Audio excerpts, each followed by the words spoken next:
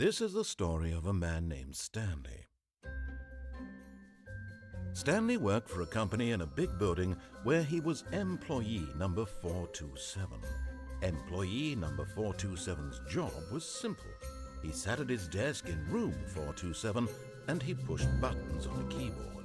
Orders came to him through a monitor on his desk, telling him what buttons to push, how long to push them, and in what order.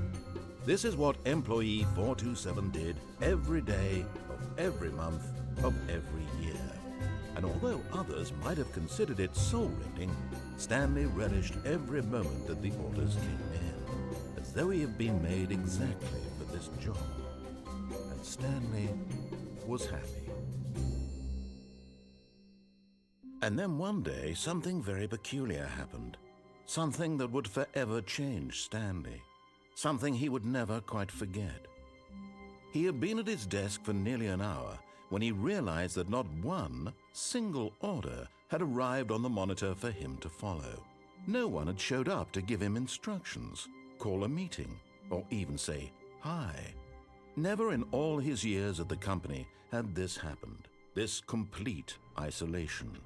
Something was very clearly wrong. Shocked, frozen solid, Stanley found himself unable to move for the longest time. But as he came to his wits and regained his senses, he got up from his desk and stepped out of his office.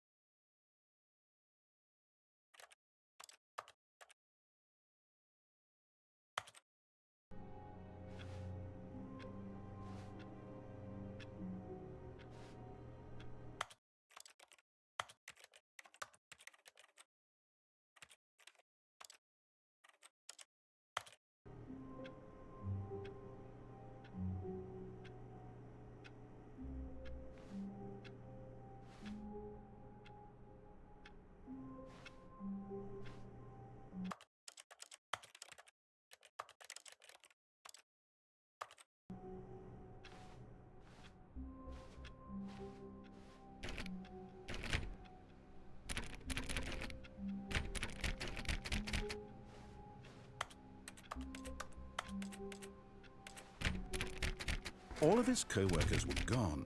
What could it mean? Stanley decided to go to the meeting room. Perhaps he had simply missed a memo. Stanley went around touching every little thing in the office. No matter how hard Stanley looked, he couldn't find a trace of his co-workers.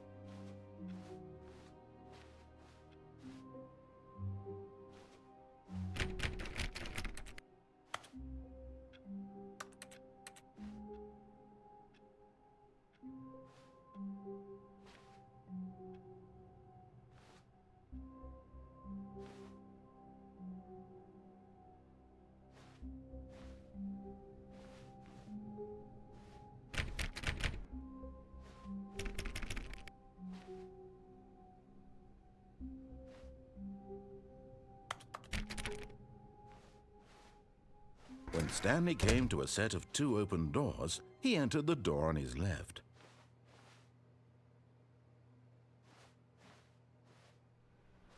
This was not the correct way to the meeting room, and Stanley knew it perfectly well. Perhaps he wanted to stop by the employee lounge first, just to admire it.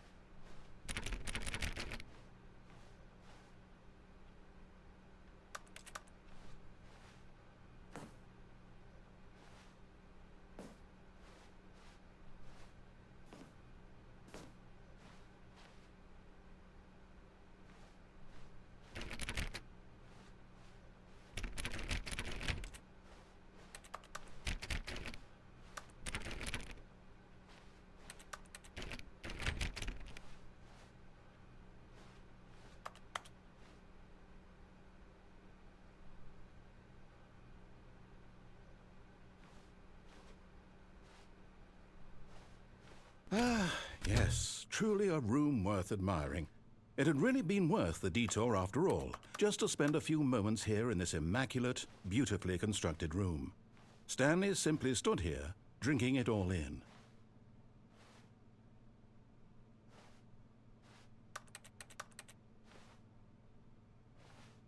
Yes, really, really worth it being here in the room.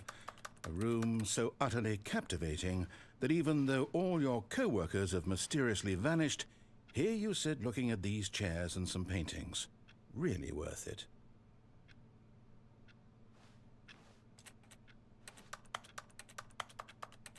At this point, Stanley's obsession with this room bordered on creepy and reflected poorly on his overall personality. It's possible that this is why everyone left.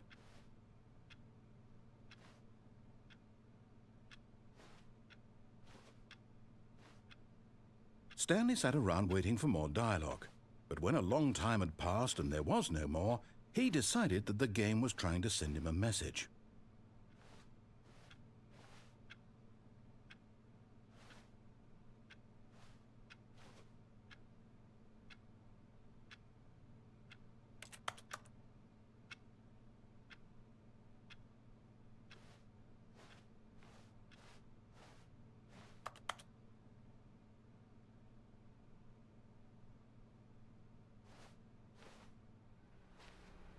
But at last, he'd had enough of the amazing room and took the first open door on his left to get back to business.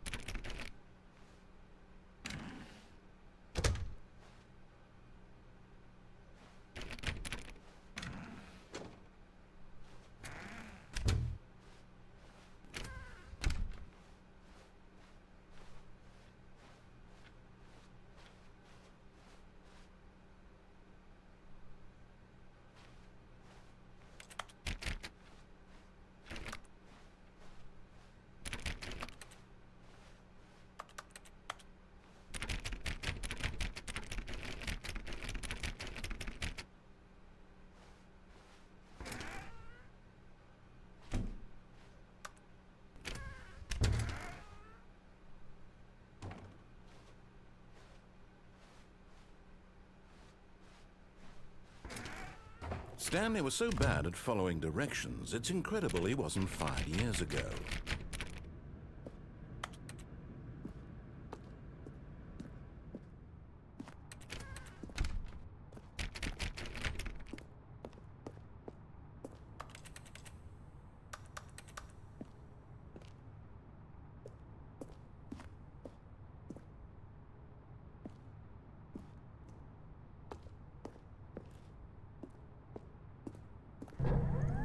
Look, Stanley, I think perhaps we've gotten off on the wrong foot here. I'm not your enemy, really, I'm not.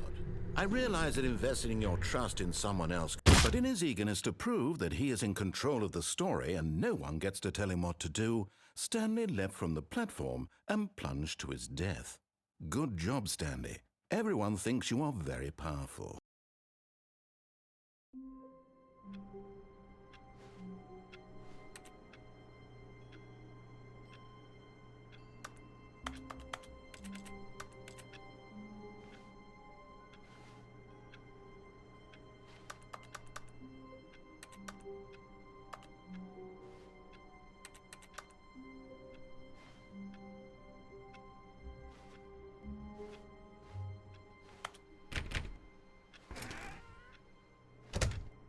Stanley simply couldn't handle the pressure.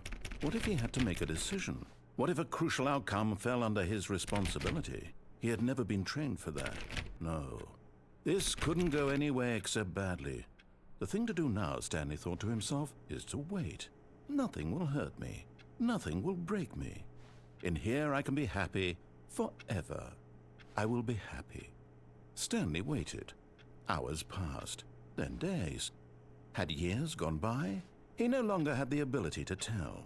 But the one thing he knew for sure, beyond any doubt, was that if he waited long enough, the answers would come. Eventually, someday, they would arrive. Soon, very soon now, this will end. He will be spoken to. He will be told what to do. Now it's just a little bit closer. Now it's even closer. Here it comes.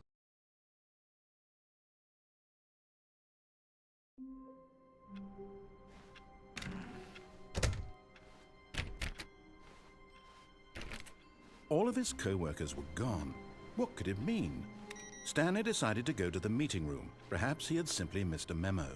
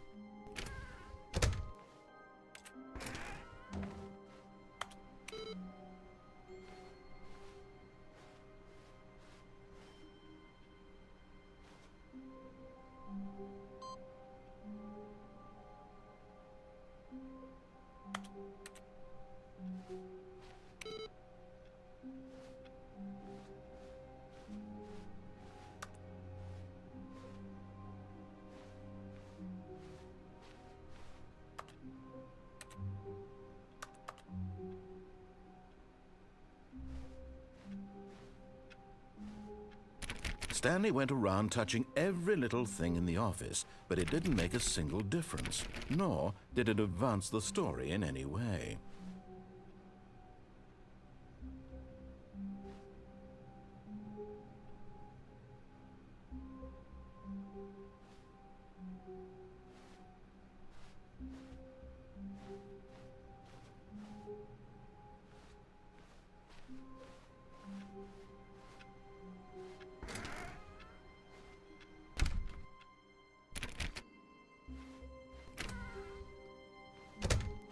Oh, and I guess this is where Stanley felt he needed to be right now, in this little hallway.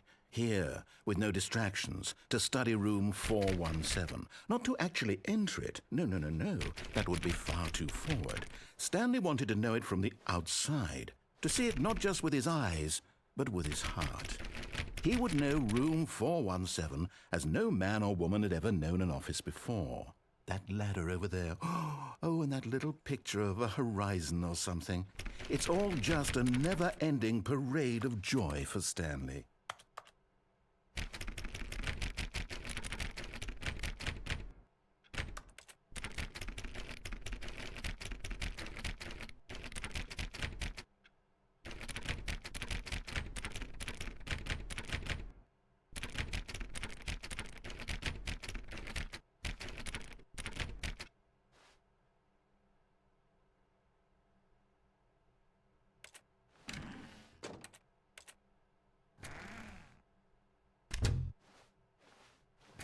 Ah, no, apparently not.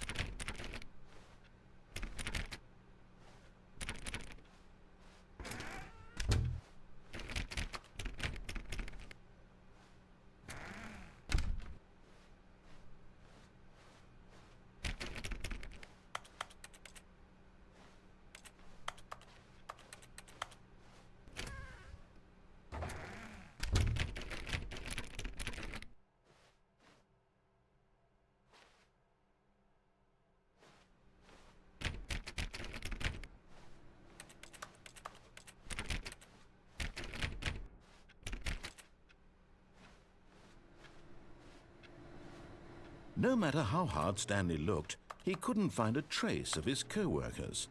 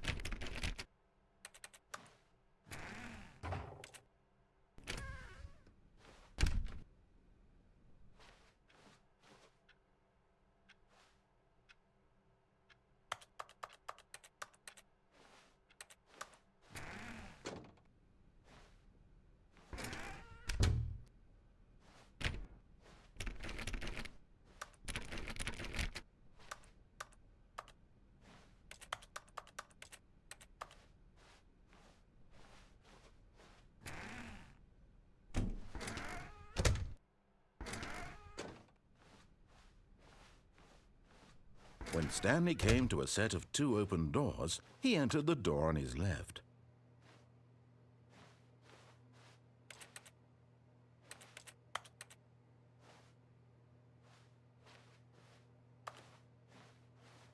This was not the correct way to the meeting room, and Stanley knew it perfectly well. Perhaps he wanted to stop by the employee lounge first, just to admire it.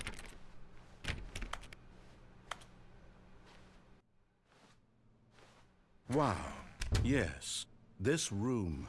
What a beautiful room. What a gorgeous, gorgeous room. Thank goodness Stanley had taken this detour on his way to the meeting room.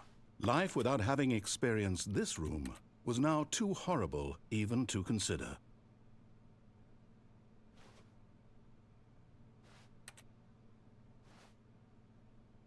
Yes, really, really worth it being here in the room. A room so utterly captivating that even though all but eager to get back to business, Stanley took the first open door on his left.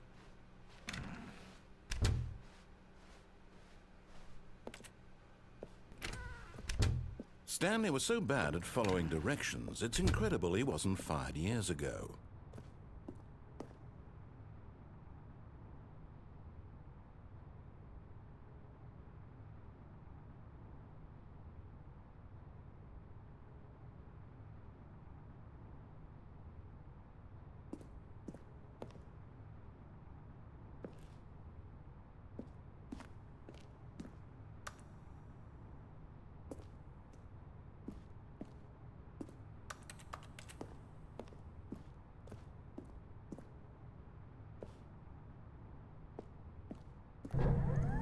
Look, Stanley, I think perhaps we've gotten off on the wrong foot here.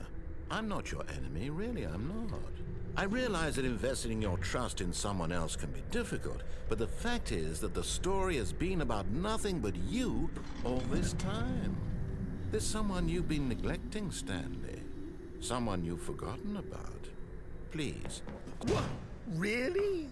I was in the middle of something. Do you have zero consideration for others? Are you that convinced that I want something bad to happen to you? Why, I don't know how to convince you of this, but I really do want to help you, to show you something beautiful.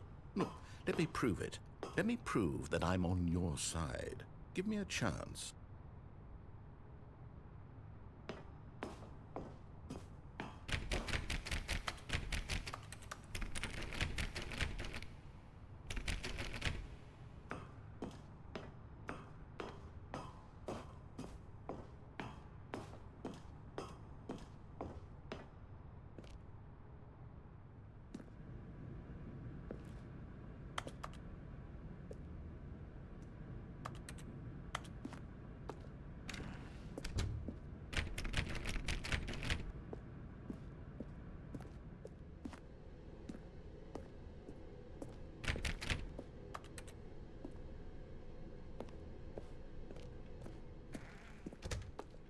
Now listen carefully, this is important.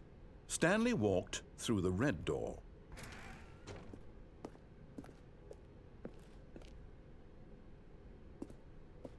Oh, thank God you are willing to listen to me. Do you see that I really have wanted you to be happy all this time? The problem is all these choices. The two of us always trying to get somewhere that isn't here. Running and running and running, just the way you're doing right now. Don't you see that it's killing us, Stanley? I wanted to stop. We would both be so much happier if we just stopped. And I think I have a solution. Here, let me show you.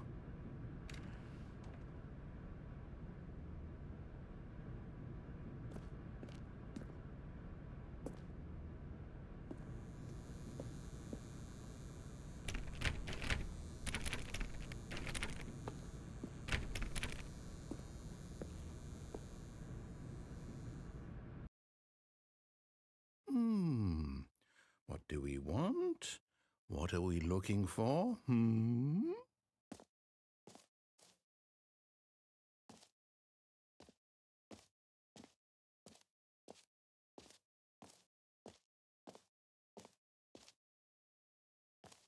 Here. Yes. Oh, it's beautiful, isn't it? If we just stay right here, right in this moment with this place, Stanley, I think I feel happy. I actually feel happy.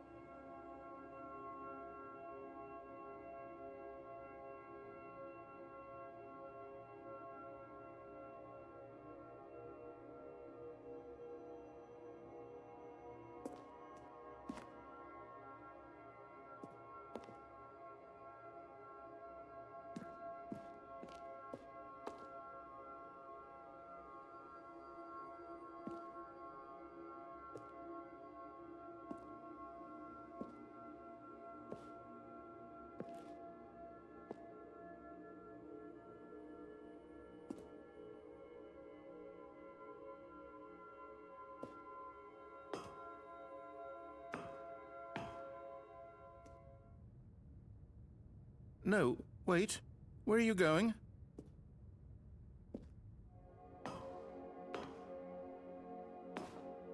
Right. Where were we?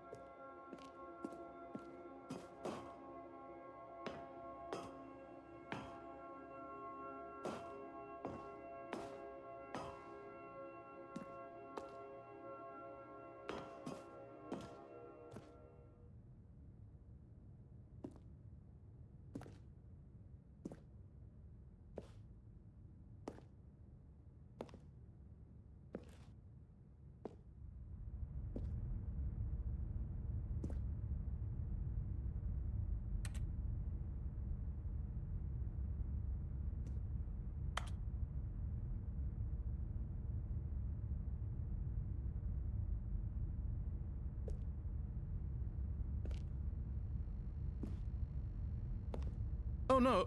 Stay away from those stairs. If you hurt yourself, if you die, the game will reset. We'll lose all of this.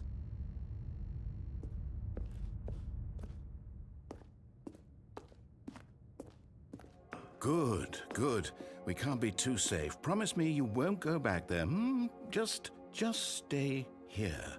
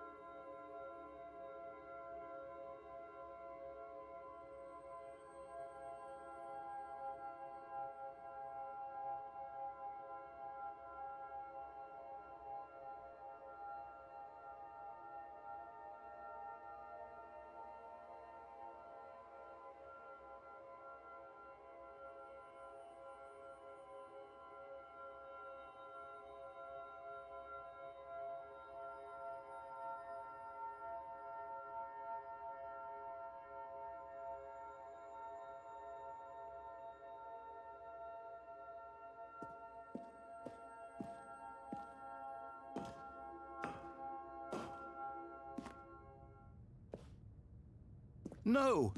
What do we talk about? You're risking everything we achieved here. Are you... You are going to stay here, aren't you?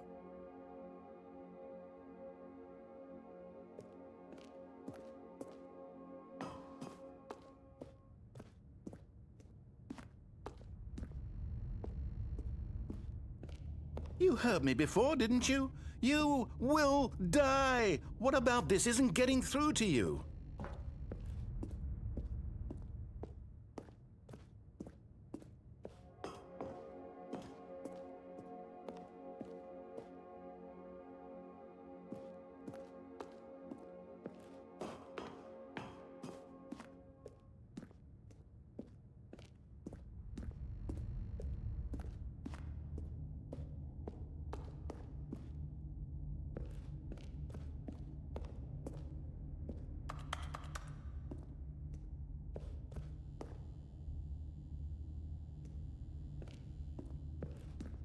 Please, no, Stanley, let me stay here. Don't take this from me.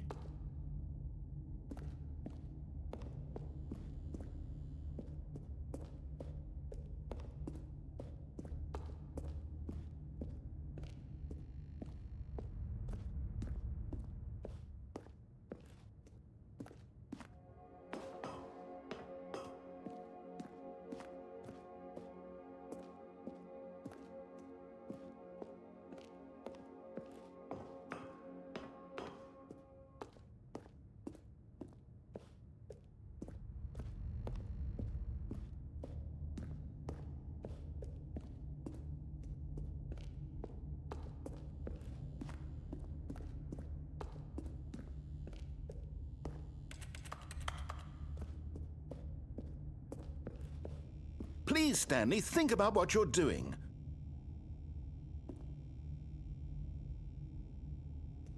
No! Oh, thank God. You lived. You had me worried there for a moment. Now, can we please get back to the other room?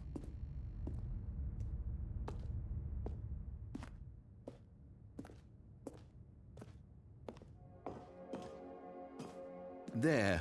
See? This is what you want. This is where we can both be happy. We really can. If we stop moving, we just have to stop moving.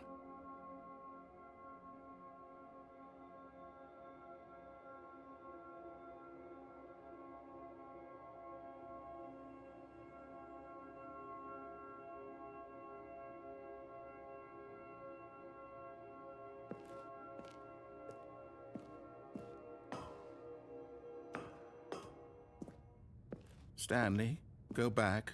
There's nothing good that can come from this.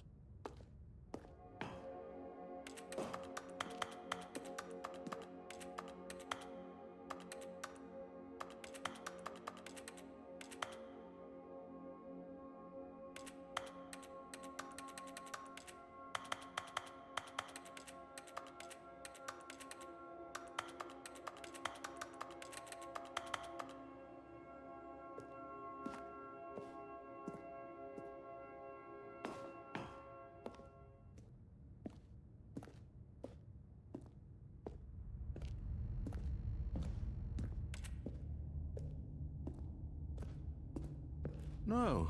No, no. What are you doing, Stanley? Please, I'm asking you not to take this away from me. Do you just not believe me? What can I say to convince you?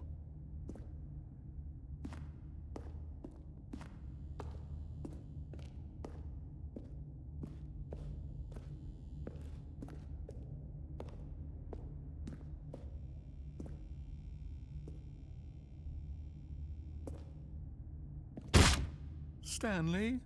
Let's go back to the other room. Can you do that for me? Yes, perhaps you can. Perhaps you finally see what I'm talking about. I know you'll see that we can't be happy if we leave this place. You can see that, can't you?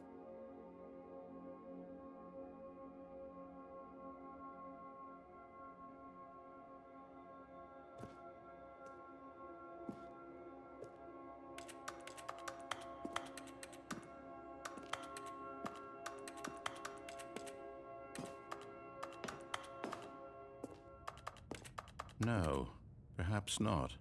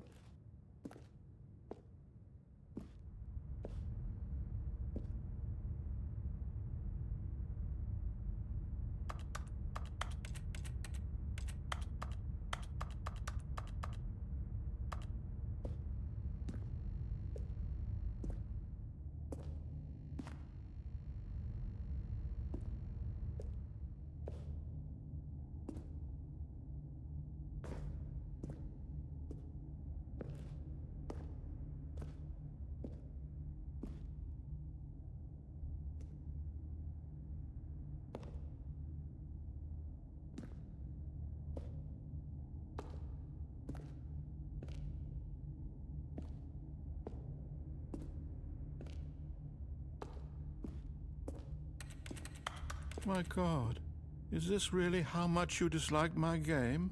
That you'll throw yourself from this platform over and over to be rid of it? You are literally willing to kill yourself to keep me from being happy. Am I reading the situation correctly?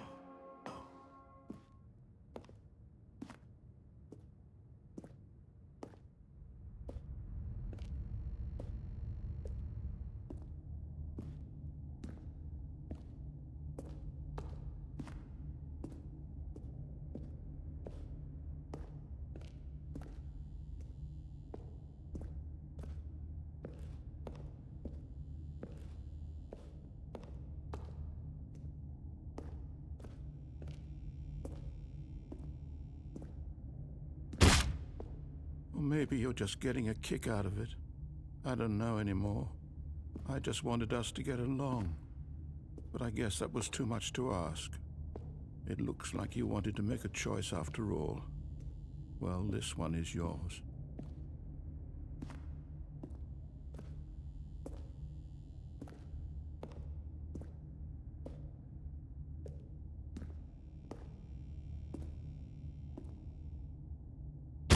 Is it over? It's going to restart, isn't it? I'm going back.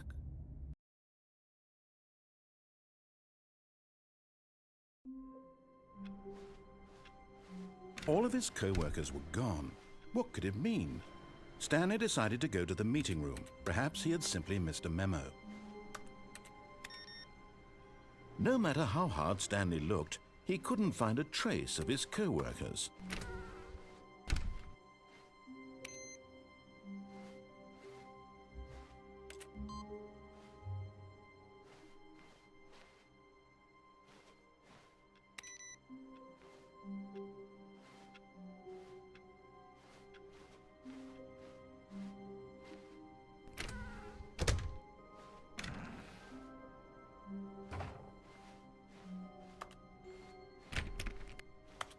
When Stanley came to a set of 2 open doors, he entered the door on his left.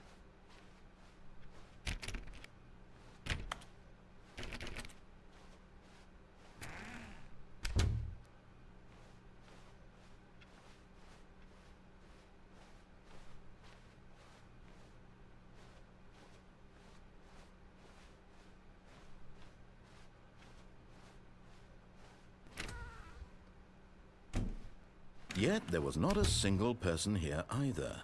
Feeling a wave of disbelief, Stanley decided to go up to his boss's office, hoping he might find an answer there.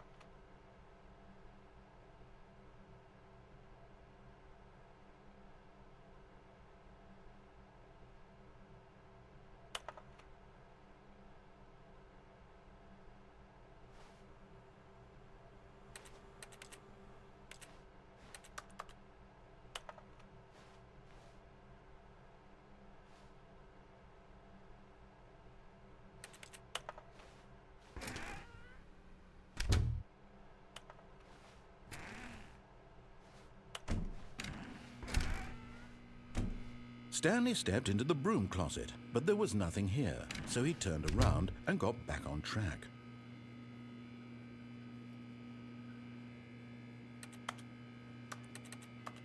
There was nothing here.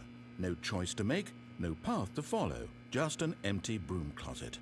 No reason to still be here.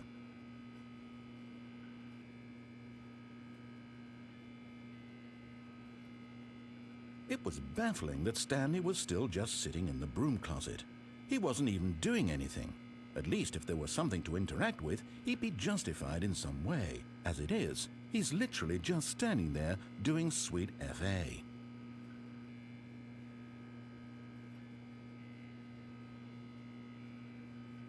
Are you really still in the broom closet? Standing around doing nothing? Why? Please offer me some explanation here. I'm genuinely confused.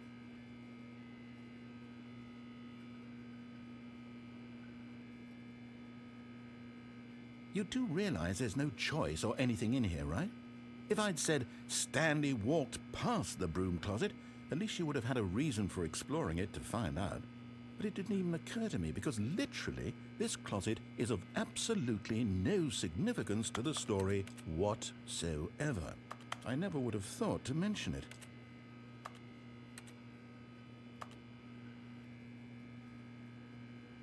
Maybe to you this is somehow its own branching path. Maybe when you go talk about this with your friends you'll say, "Oh, did you get the broom closet ending? The broom closet ending was my favourite." I hope your friends find this concerning.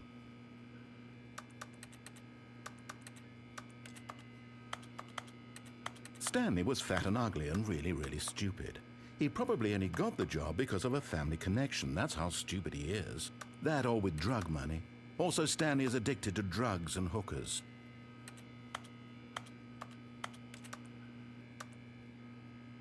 Well, I've come to a very definite conclusion about what's going on right now. You're dead. You got to this broom closet, explored it a bit, and were just about to leave because there's nothing here when a physical malady of some sort shut down your central nervous system and you collapsed on the keyboard. Well, in a situation like this, the responsible thing is to alert someone nearby so as to ensure that your body is taken care of before it begins to decompose. Hello? Anyone who happens to be nearby? The person at this computer is dead. They have fallen prey to any number of your countless human physiological vulnerabilities. It's indicative of the long-term sustainability of your species. Please remove their corpse from the area and instruct another human to take their place, making sure they understand basic first-person video game mechanics and filling them in on the history of narrative tropes in video gaming, so that the irony and insightful commentary of this game is not lost on them. All right, when you've done that, just step out into the hallway.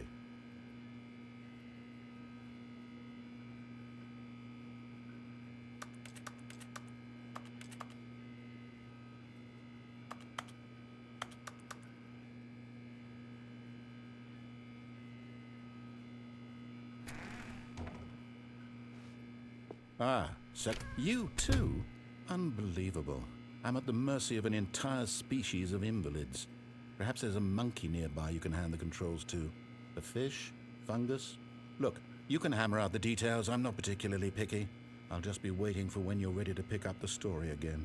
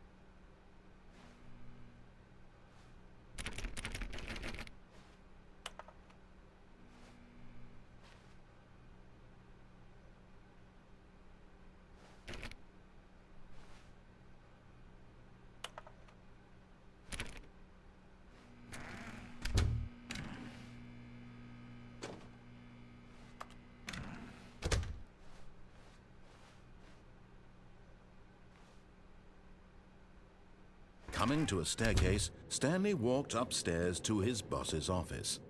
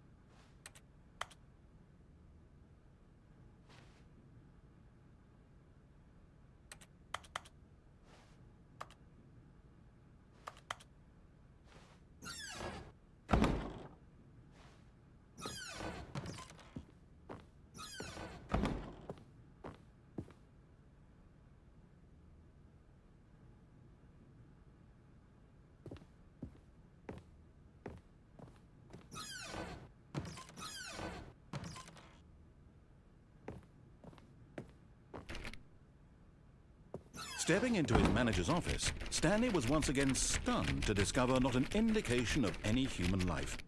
Shocked, unraveled, Stanley wondered in disbelief who orchestrated this. What dark secret was being held from him? What he could not have known was that the keypad behind the boss's desk guarded the terrible truth that his boss had been keeping from him. And so the boss had assigned it an extra secret PIN number. 2845. But of course, Stanley couldn't possibly have known this.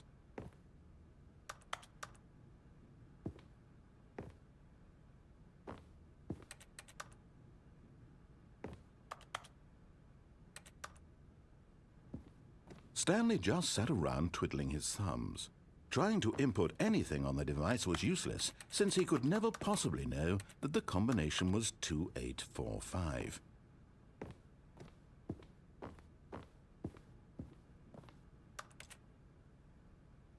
Two, 8, 4, 5.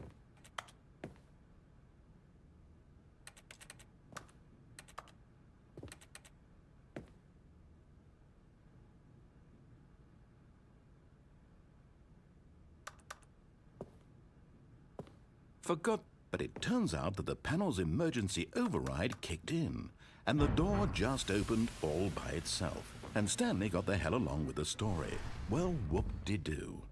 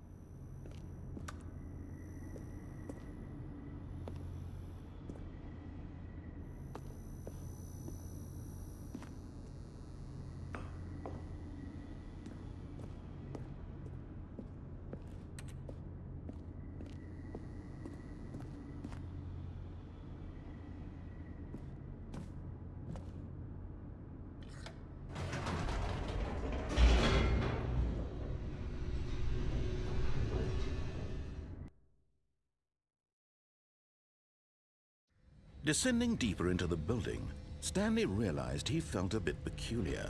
It was a stirring of emotion in his chest, as though he felt more free to think for himself, to question the nature of his job. Why did he feel this now, when for years it had never occurred to him? This question would not go unanswered for long.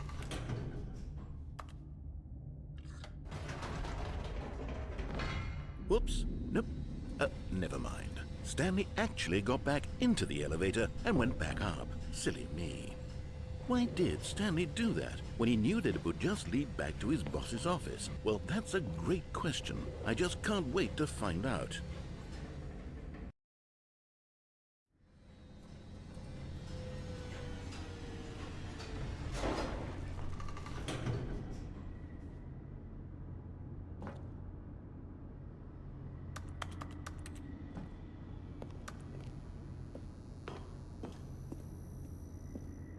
Here we are, Stanley. It's your boss's office. Exactly the way it was before you got onto the elevator.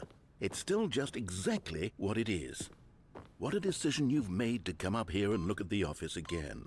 This has fleshed out the plot of the story in new and fascinating ways I could have never anticipated. It's that keen eye for storytelling that you have, an incisive rapid fire of critical plot points, one after the other, weaving a rich tapestry of uncompromising narrative. Wow! I'm bolted to the edge of my seat.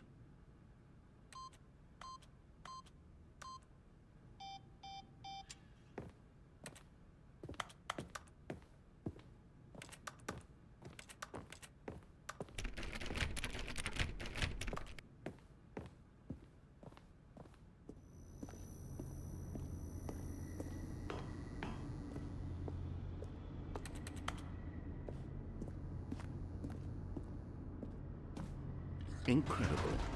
Now he's getting back into the elevator and going down again. Ladies and gentlemen, how does he keep coming up with all of this?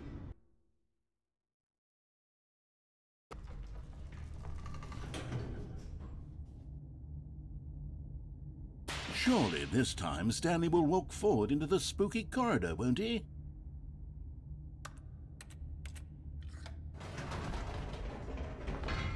Did you think we were going to go forward down the spooky corridor? No.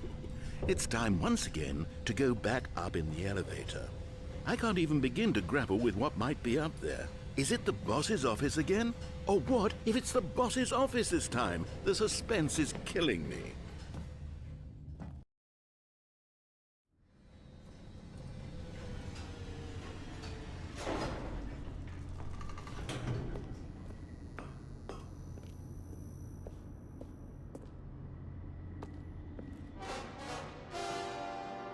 Oh my God, it's the boss's office. This absolutely changes everything for me. Give me a time out here for a minute while I process this.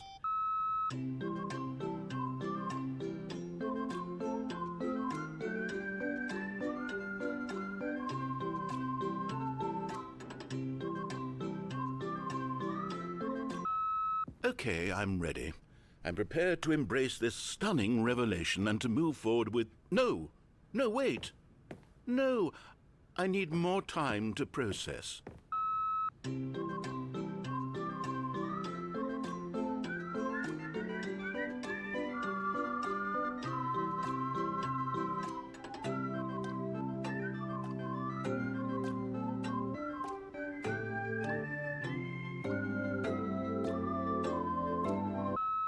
All right. I have fully come to terms with it. I have made space in my worldview for this astonishing new reality. As before, I turn to your expert eye for gripping narrative, Master Stanley.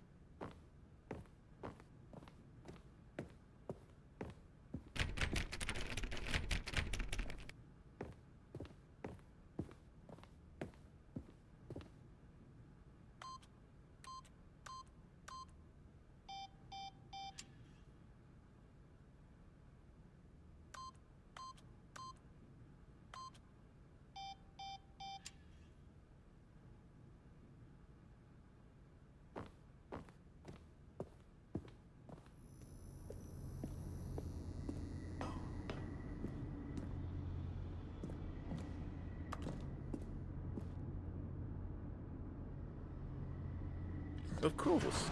Going back down in the elevator.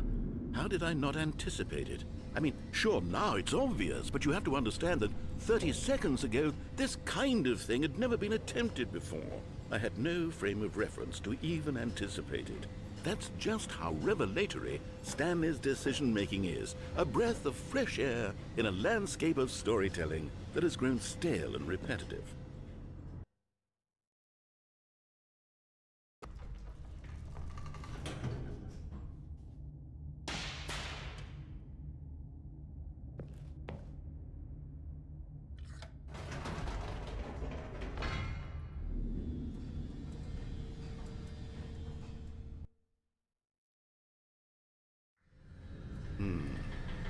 You know what? I've just thought of something. Hold on, let's stop for a moment. Don't you realize? It's the anticipation, Stanley. You and I, we have no way of knowing what will be at the top of this elevator. But the suspense, the agony of waiting and anticipating and having to guess, that's the real thrill. Oh, I simply don't want to let that feeling go. It's so precious, so fleeting. Why don't we take this elevator ride nice and slow? There we go. Isn't this so much more exciting? You know, Stanley, it seems like nowadays the only thing that audiences want is to be shocked as loudly and frequently as possible. They want big, explosive moments flung right in their faces from the very moment that things get started. But where's the tension? Where's the trust in the audience to build a slow and nuanced appreciation for the story, the characters? Why aren't we given time to imagine the surprises, to have to think and to anticipate and then to marvel at the eventual reveal? This is storytelling, Stanley. What you and I are doing right now. This is the most exciting narrative to be developed in years, and it's really all because of you. You're the one who took this bold step of revisiting the exact same locations over and over. Truly, I mean it. This is unique and different. It's not like anything else out there. You see, I want stories that surprise me, Stanley. I want to have to think. I want to be engaged and not pandered to. We're being fed such unimaginative drivel all the time, and we all know it, which is why we're so starved for content that makes us feel sharp and vital and alive. That's why people like you so much, Stanley, because you're not afraid to spit in the face of tradition. You're a role model, you know? People look up to you. Which is why, oh, I didn't know when to spring this on you, but, well, I've gathered a little press conference for you so that you can talk about your work and your storytelling and your life. Yes, I know you're not much for the public eye, but I thought it would especially mean a lot to the people who have been following you from the beginning. They really look up to you, Stanley. I don't know if you realize the impact you have on them. This is the kind of gesture that might leave a tremendous impact on them for the better. Oh, good, we're here. Okay, the room where we're holding the press conference should be just around the corner here somewhere.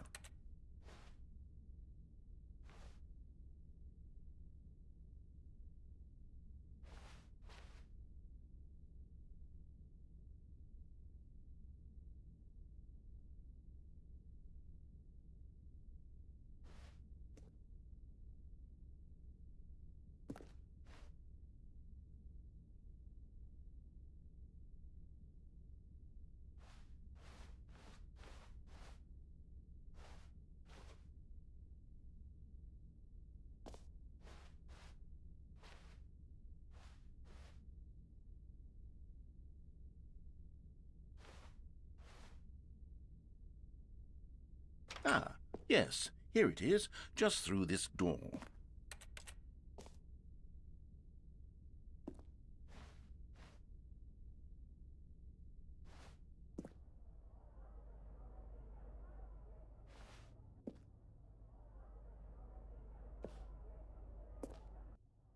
All right, are you ready? I've told them you're going to speak a little bit about the nature of surprise in storytelling and what it means to craft a truly unpredictable narrative. Oh, don't worry. You'll do great. Just be yourself and speak from the heart. I'm really proud of you, Stanley. Okay, it looks like they're ready for you. Go get 'em.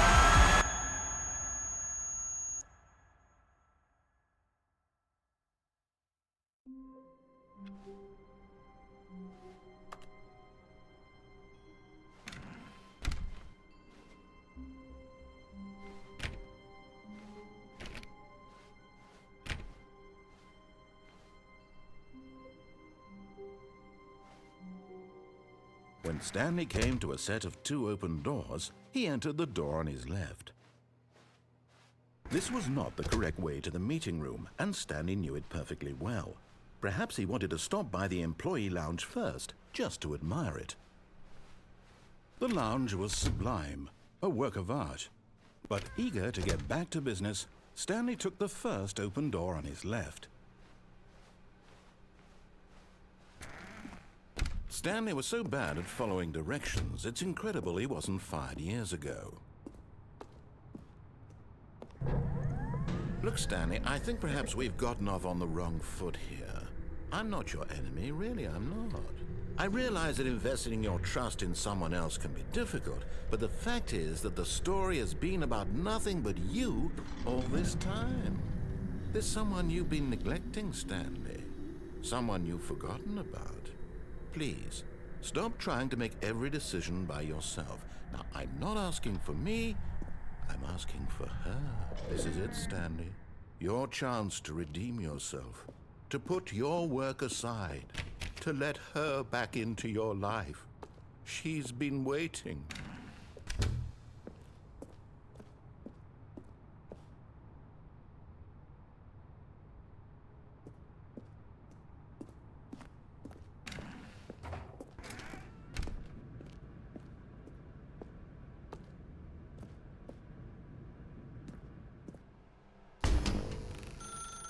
That's her, Stanley.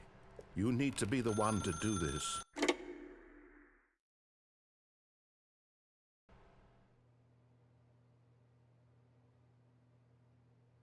Oh, Stanley, is that you? Hold on, sweetie. Sorry to keep you waiting. I'm just pulling the bread out of the oven. All right. Okay, there we go. All right, now, I want you to come in and tell me all about your day. Gotcha!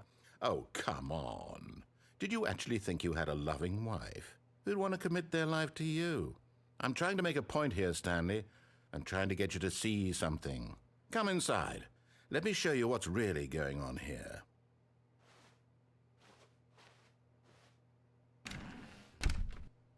This is a very sad story about the death of a man named Stanley.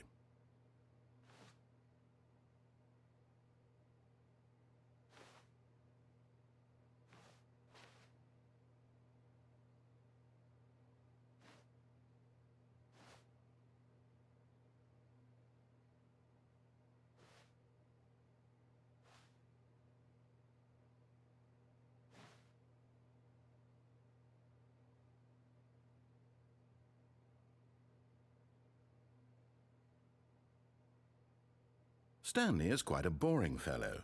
He has a job that demands nothing of him, and every button that he pushes is a reminder of the inconsequential nature of his existence. Look at him there, pushing buttons, doing exactly what he's told to do. Now he's pushing a button. Now he's eating lunch. Now he's going home. Now he's coming back to work. One might even feel sorry for him, except that he's chosen this life.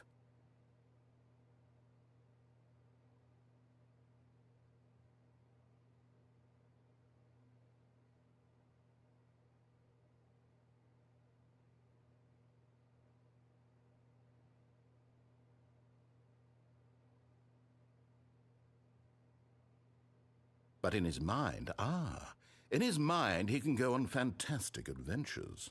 From behind his desk, Stanley dreamed of wild expeditions into the unknown, fantastic discoveries of new lands. It was wonderful, and each day that he returned to work was a reminder that none of it would ever happen to him. And so he began to fantasize about his own job. First, he imagined that one day while at work, he stepped up from his desk to realize that all of his co-workers, his boss, everyone in the building had suddenly vanished off the face of the earth. The thought excited him terribly.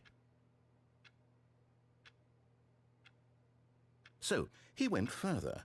He imagined that he came to 2 open doors and that he could go through either. At last, choice. It barely even mattered what lay behind each door. The mere thought that his decisions would mean something was almost too wonderful to behold.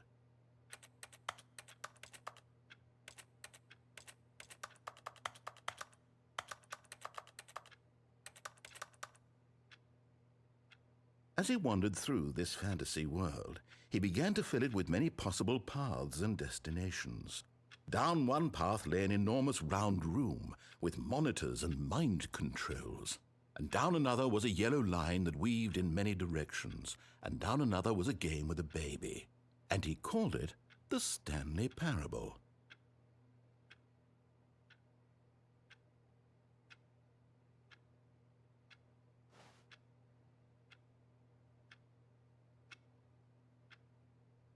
It was such a wonderful fantasy, and so in his head he relived it again, and then again, and again, over and over, wishing beyond hope that it would never end, that he might always feel this free. Surely there's an answer down some new path, mustn't there be? Perhaps if he played just one more time.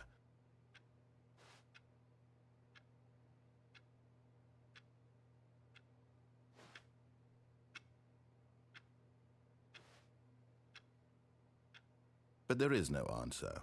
How could there possibly be? In reality, all he's doing is pushing the same buttons he always has. Nothing has changed.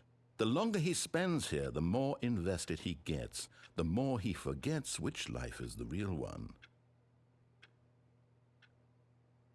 And I'm trying to tell him this, that in this world he can never be anything but an observer, that as long as he remains here, he's slowly killing himself. But he won't listen to me. He won't stop. Here, watch this. Stanley, the next time the screen asks you to push a button, do not do it.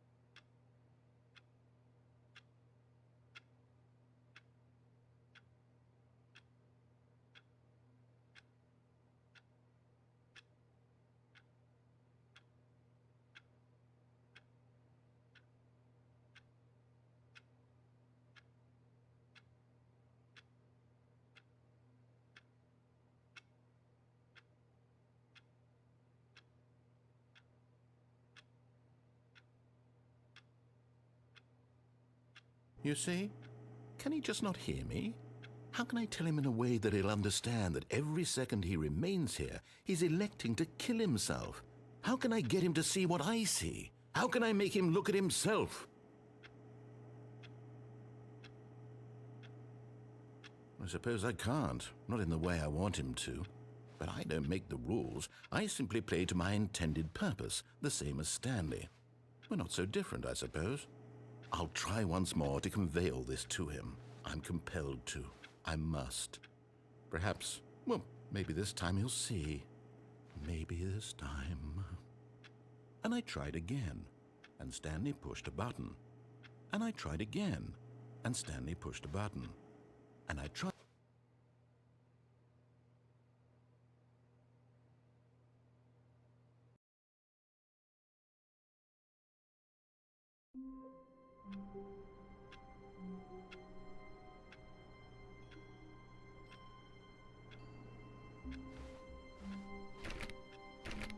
All of his co-workers were gone. What could it mean? Stanley decided to go to the meeting room. Perhaps he had simply missed a memo.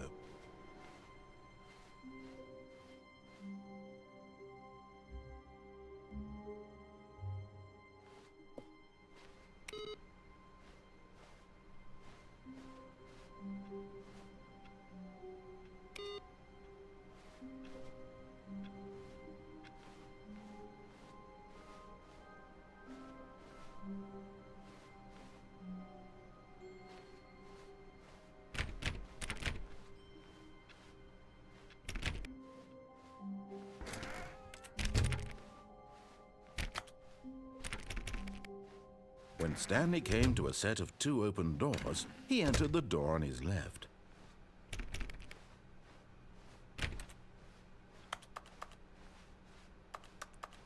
Yet there was not a single person here either. Feeling a wave of disbelief, Stanley decided to go up to his boss's office. Coming to a staircase, Stanley walked upstairs to his boss's office.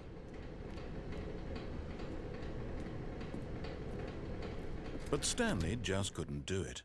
He considered the possibility of facing his boss. Admitting he had left his post during work hours, he might be fired for that. And in such a competitive economy, why had he taken that risk? All because he believed everyone had vanished? His boss would think he was crazy. And then something occurred to Stanley. Maybe, he thought to himself, maybe I am crazy. All of my co-workers blinking mysteriously out of existence in a single moment for no reason at all? None of it made any logical sense. And as Stanley pondered this, he began to make other strange observations. For example, why couldn't he see his feet when he looked down? Why did doors close automatically behind him wherever he went? And for that matter, these rooms were starting to look pretty familiar. Were they simply repeating? No, Stanley said to himself, this is all too strange. This can't be real. And at last, he came to the conclusion that had been on the tip of his tongue. He just hadn't found the words for it. I'm dreaming, he yelled. This is all a dream. Oh, what a relief Stanley felt to have finally found an answer, an explanation. His co-workers weren't actually gone. He wasn't going to lose his job. He wasn't crazy after all. And he thought to himself, I suppose I'll wake up soon. I'll have to go back to my boring real-life job pushing buttons. I may as well enjoy this while I'm still lucid. So, he imagined himself flying and began to gently float above the ground. Then he imagined himself soaring through space on a magical starfield, and it too appeared. It was so much fun, and Stanley marveled that he had still not woken up. How was he remaining so lucid? And then perhaps the strangest question of them all entered Stanley's head. One he was amazed he hadn't asked himself sooner. Why is there a voice in my head dictating everything that I'm doing and thinking? Now the voice was describing itself being considered by Stanley, who found it particularly strange. I'm dreaming about a voice describing me, thinking about how it's describing my thoughts, he thought. And while he thought it all very odd and wondered if this voice spoke to all people in their dreams, the truth was that, of course, this was not a dream. How could it be? Was Stanley simply deceiving himself? believing that if he's asleep, he doesn't have to take responsibility for himself. Stanley is as awake right now as he's ever been in his life. Now, hearing the voice speak these words was quite a shock to Stanley. After all, he knew for certain, beyond a doubt, that this was in fact a dream.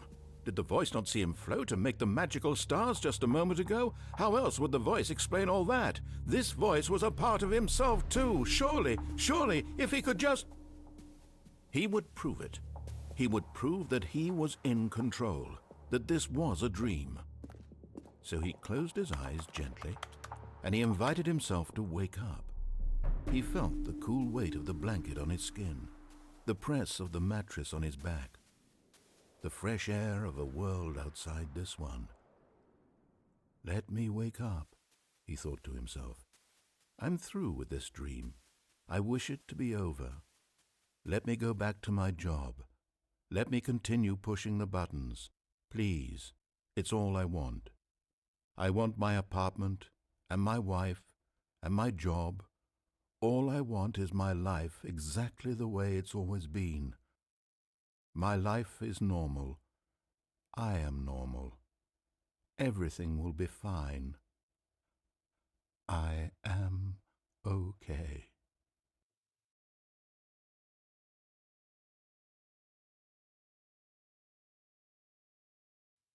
Stanley began screaming. Please, someone, wake me up. My name is Stanley. I have a boss. I have an office. I am real. Please, just someone tell me I am real. I must be real. I must be. Can anyone hear my voice? Who am I? Who am I? And everything went black.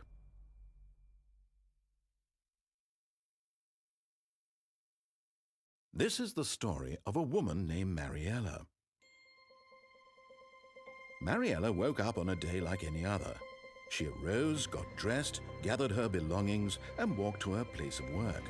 But on this particular day, her walk was interrupted by the body of a man who had stumbled through town talking and screaming to himself, and then collapsed dead on the sidewalk. And although she would soon turn to go call for an ambulance, for just a few brief moments she considered the strange man. He was obviously crazy. This much she knew. Everyone knows what crazy people look like. And in that moment, she thought to herself how lucky she was to be normal. I am sane. I am in control of my mind.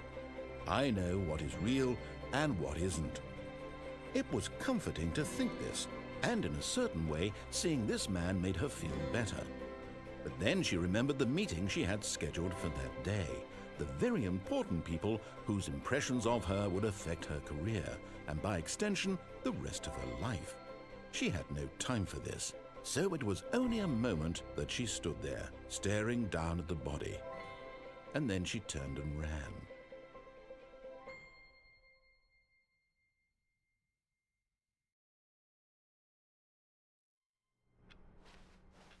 All of his co-workers were gone. What could it mean? Stanley decided to go to the meeting room. Perhaps he had simply missed a memo.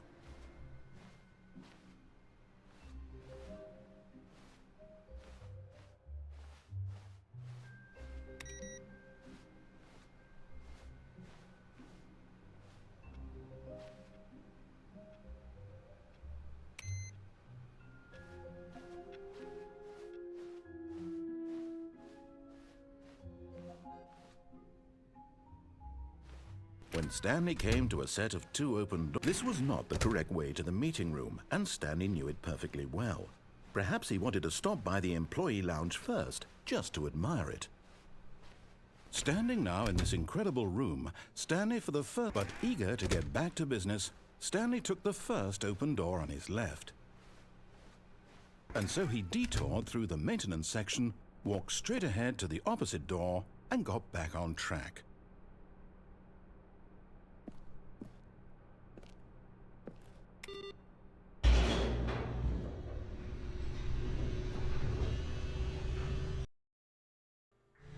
But Stanley didn't want to go back to the office. He wanted to wander about and get even further off track. So now in order to get back, he needed to go, from here it's, left.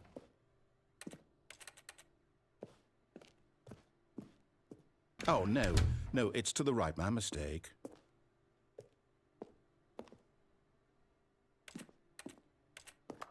No, not the right. Why would I have ever said it was to the right? What was I thinking? It's clearly... Oh, dear, would you hold on for a minute, please? Now, let's see. We went down right, left, down, left, right. Yep, okay, yes.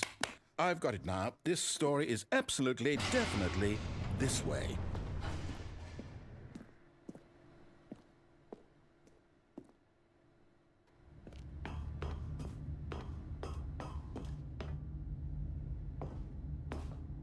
No. This isn't right at all. You're not supposed to be here yet. This is all a spoiler. Quick, Stanley, close your eyes. Okay. We just have to get back to, oh, who am I kidding? It's all rubbish now. The whole story completely unusable. How about, rather than waste my time trying to salvage this nonsense, we'll just restart the game from the beginning. And this time, suppose we don't wander so far off track, Okay, from the top.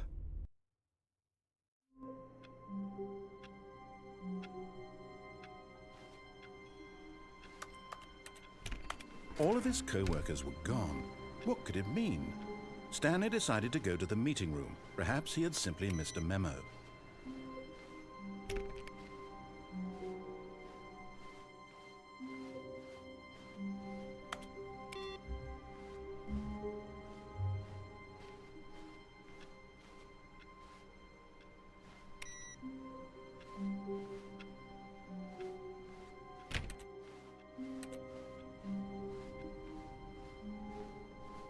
When Stanley...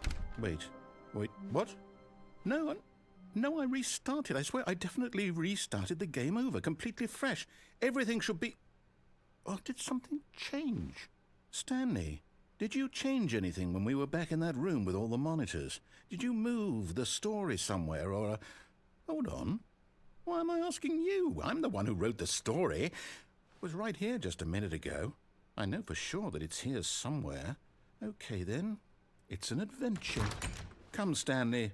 Let's find the story.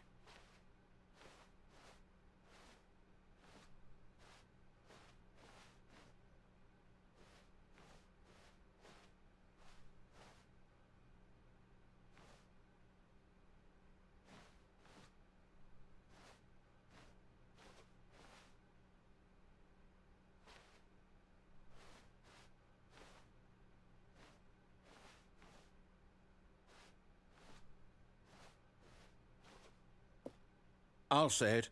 This is the worst adventure I've ever been on. I can promise you there definitely was a story here before.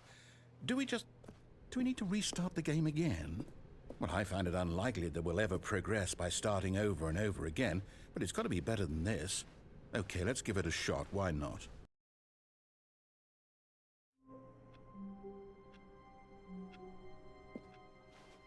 All of his co-workers were gone. What could it mean? Stanley decided to go to the meeting room. Perhaps he had simply missed a memo.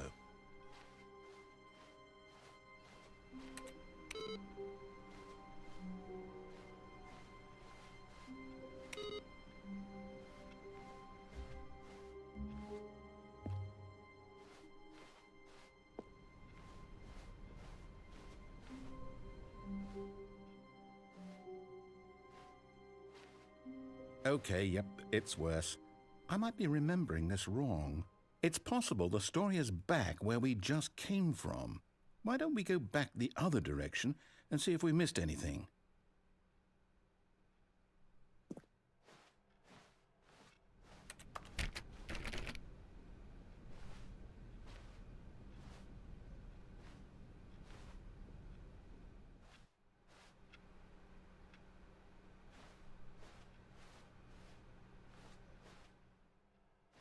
Aha! I knew we'd miss something. The story. Here it comes.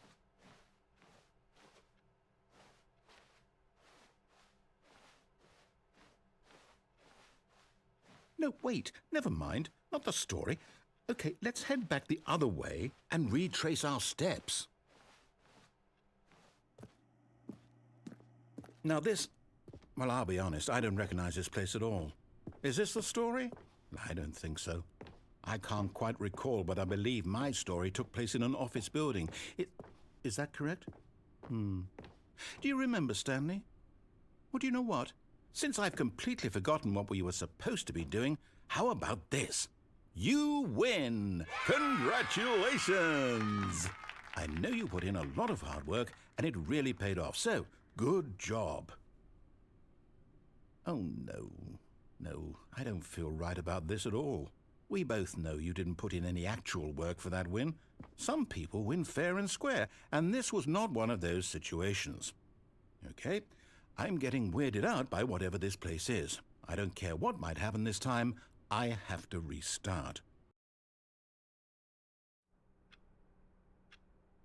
All right, I've got a solution. This time, to make sure we don't get lost, I've employed the help of the Stanley Parable Adventure Line. Just follow the line. How simple is that?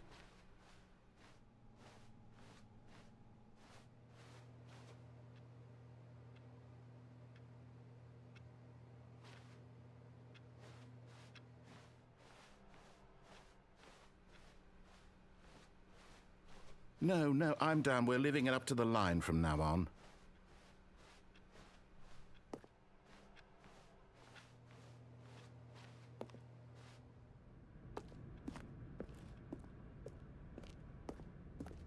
You see?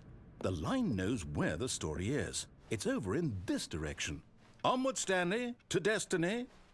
Though, here's a thought. Wouldn't wherever we end up be our destination, even if there's no story there?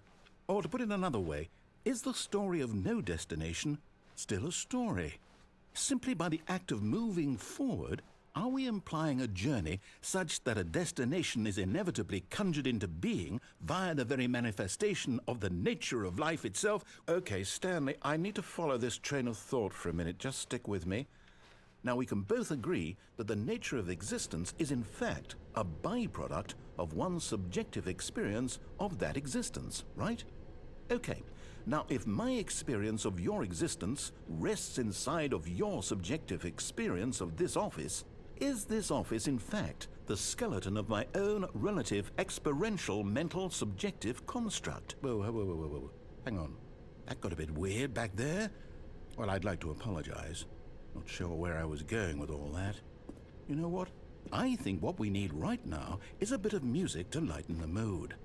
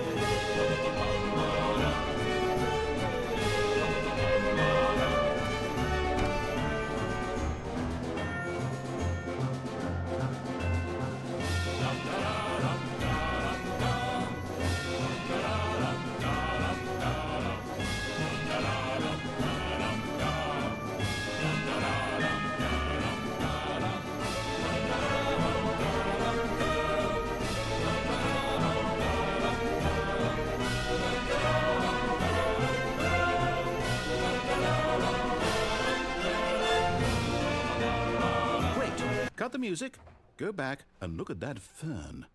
Stanley, this fern will be very important later in the story. Make sure you study it closely and remember it carefully. You won't want to miss anything.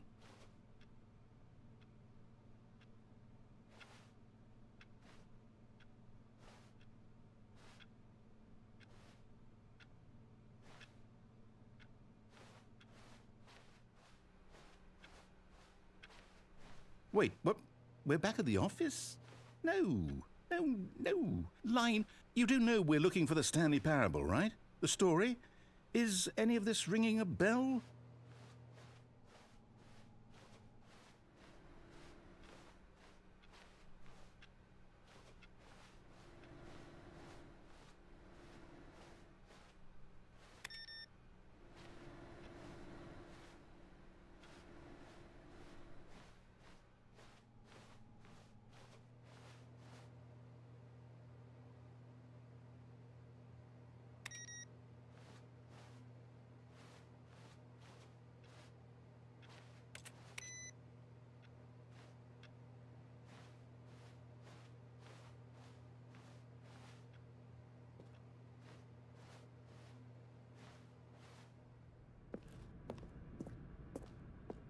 Oh, no, not again, Line. How could you have done this to us? And after we trusted you, after everything we've been through, you... Well, I can't take this anymore. To hell with it. Restart.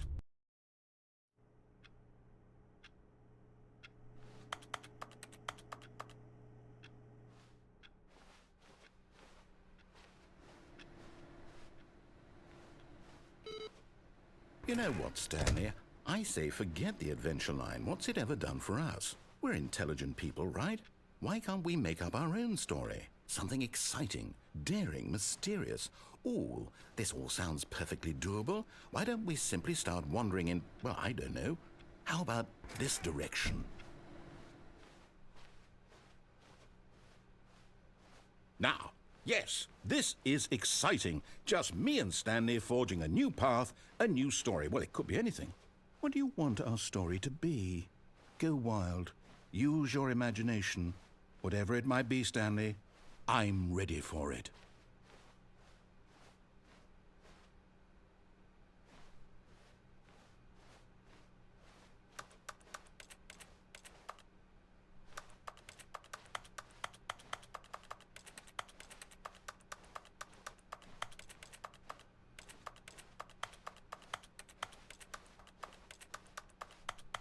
Oh, no, not you again. Stanley, I'd also like to veto the line from having any role in our awesome new story. No lines or monitor rooms. Just don't acknowledge it, and we should be fine.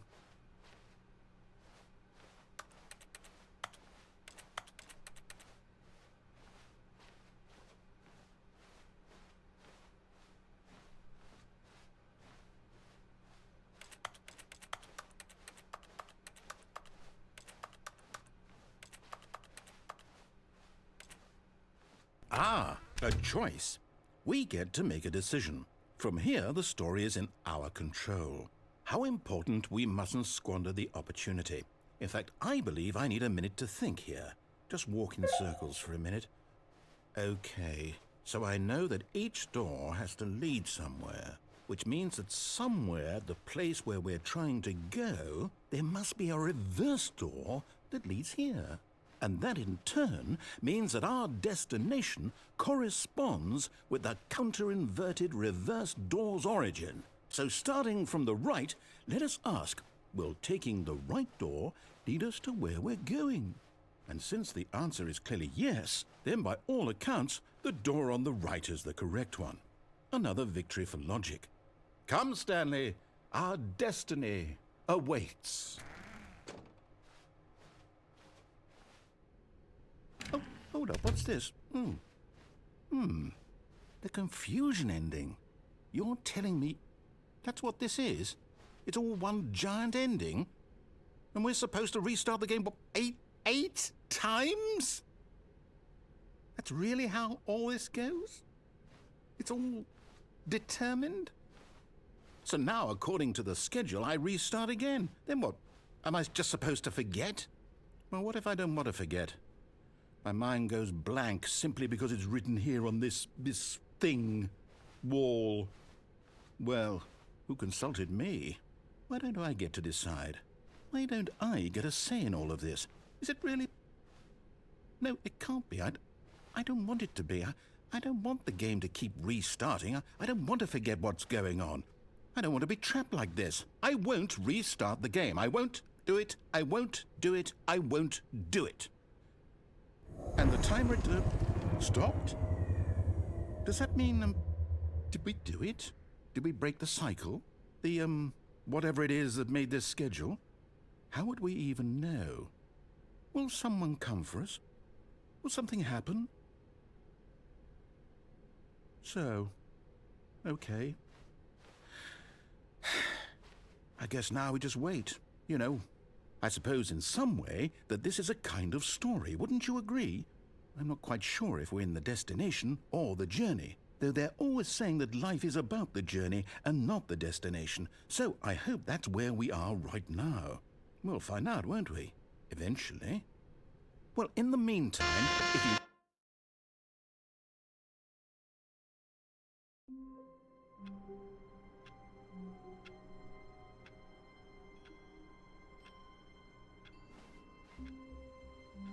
Already this was uncomfortable, and Stanley decided that as soon as he found a new space he felt safe in, that he would never leave it again in his life.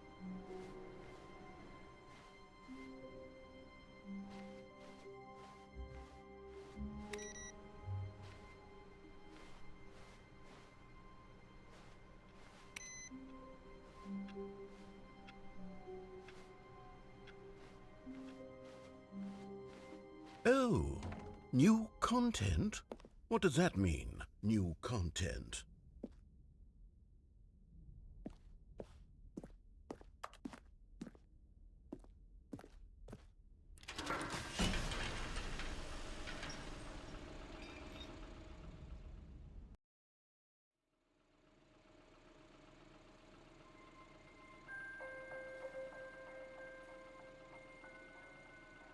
Hello, and thank you for playing the Stanley Parable Ultra Deluxe. As you may know, the Stanley Parable was a video game released in 2013 on home computers. After receiving critical and commercial success, it was expanded upon in 2022 with the Stanley Parable Ultra Deluxe, a reimagining of the game for consoles and home computers. The Stanley Parable Ultra Deluxe features exciting new content that broadens and expands the world of the Stanley Parable, delighting audiences the world over.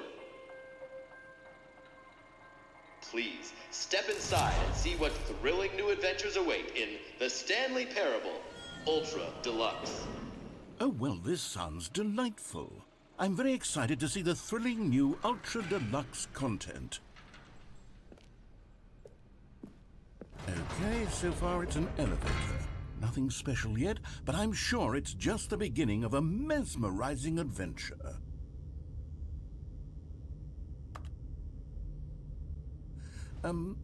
Is it broken? What's going on here? Should we be moving somewhere or... Oh, there we go. All right, finally, at long last, it's on to the new content. I've never been more ready. Let's do it.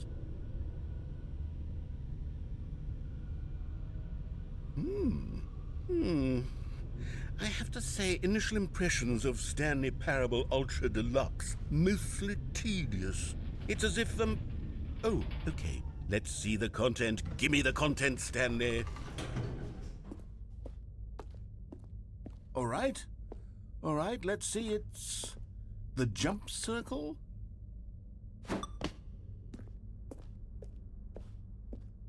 Is that it? Surely that's not all the new content. There has to be something else, right? Goodness, another elevator. Stanley, I have to say, initial impressions of this game are not positive. It's just elevators and jumping. Is this what passes for exciting new content? If this is new content, then I could just read you the whole dictionary. There's 20 hours of new content right there. Hell, I could count to 30 trillion. You could put that on the box. The Stanley Parable Ultra Deluxe, now with over 1,000 hours of new content. And oh, wait. There's more. Very good. Yes. I knew there had to be something else. Let's see it. I'm ready for whatever it is.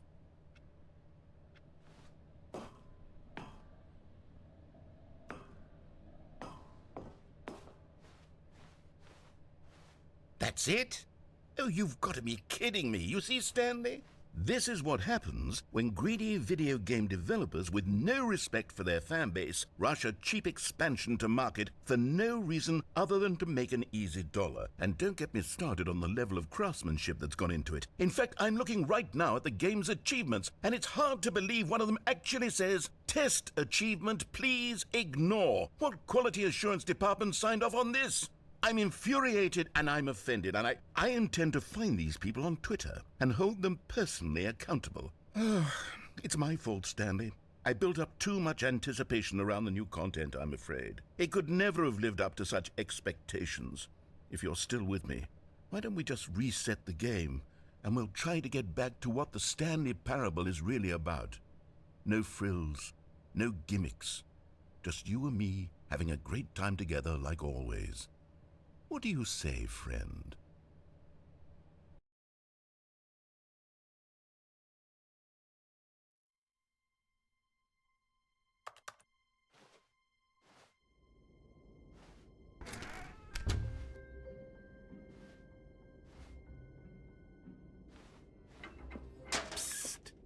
Stanley, come over here. In the vent. I want to show you something.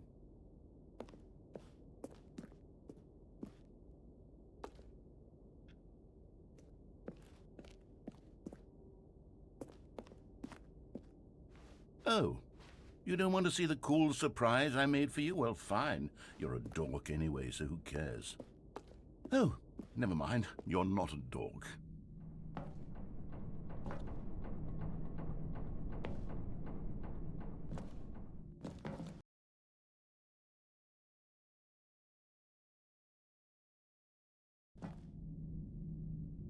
Okay, you remember how cheap and unsatisfying the new Ultra Deluxe content turned out to be? Well, it got me thinking about the past, and how much better the Stanley Parable used to be.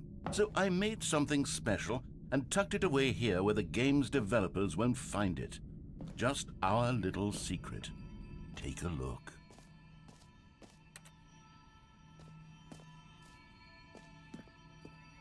I call it the Memory Zone. It's where I've been storing all my favorite memories so I can relive the peak experiences of my life whenever I want. Experiences like the launch of the Stanley Parable on PC.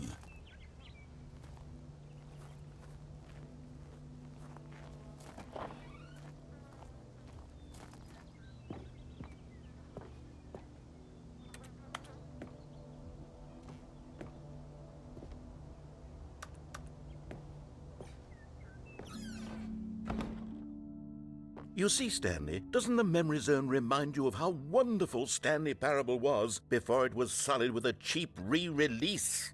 Remember back in October of 2013, when the game originally launched?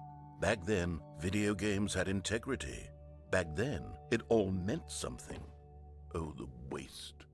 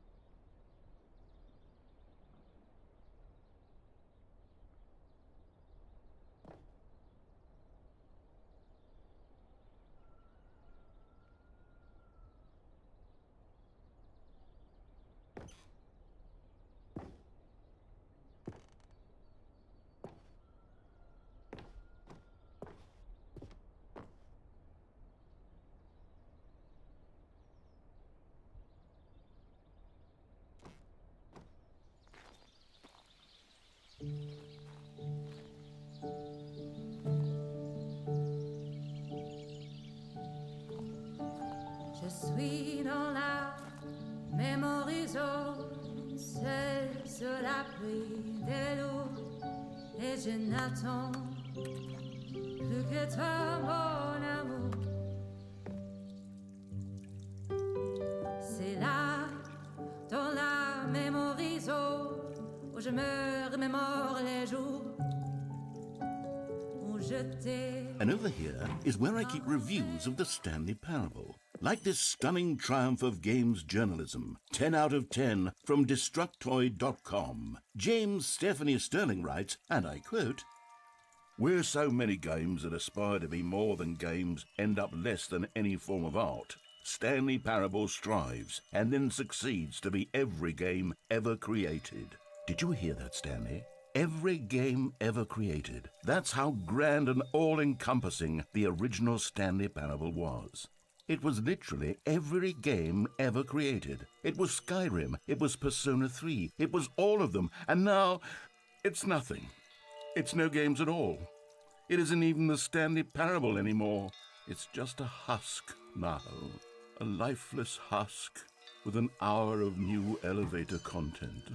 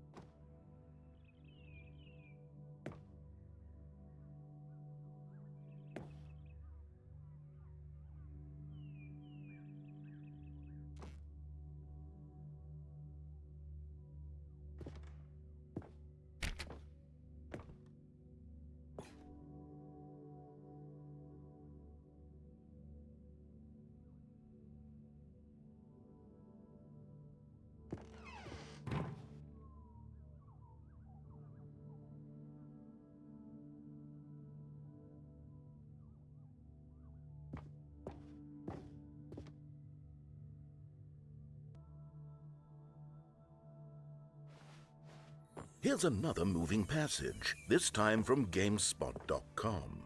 The Stanley Parable is both a richly stimulating commentary on the nature of choice in games and one that offers some of the most enjoyable, surprising, and rewarding choices I've ever been confronted with in a game. 9 out of 10. Don't you get it, Stanley? The game was perfect. It didn't need anything else. It didn't need new content. It just needed to be left alone, to spend the rest of time collecting dust in the hallowed hall of beloved video game memories.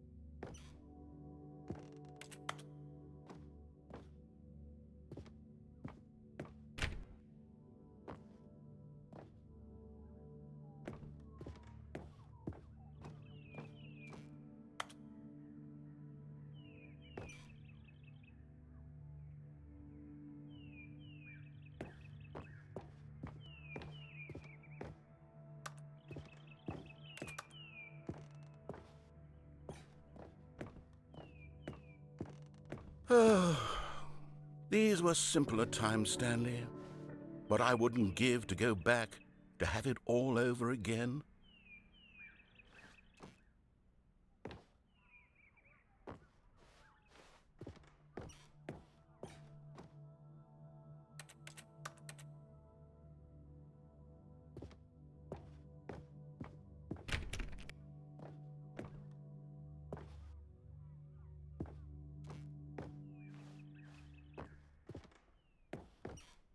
Wait, hang on. I don't recall this part of the memory zone before. What's this? What's down here?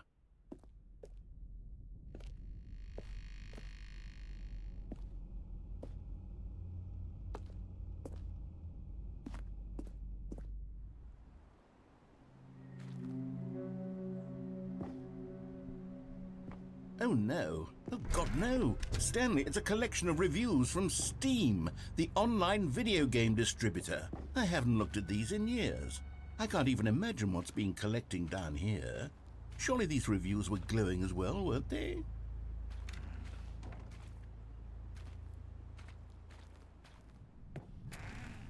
Honestly, I could not be bothered to play this game to full completion. The narrator is obnoxious and unfunny, with his humor and dialogue proving to be more irritating than entertaining. Unfunny! I'm not trying to be funny. I'm trying to make a serious work of art. I suppose I could write up a handful of gags to insert into the Stanley Parable, but the game is already such a densely layered web of profound philosophical insights that I can't even imagine where I'd have the room to stick them.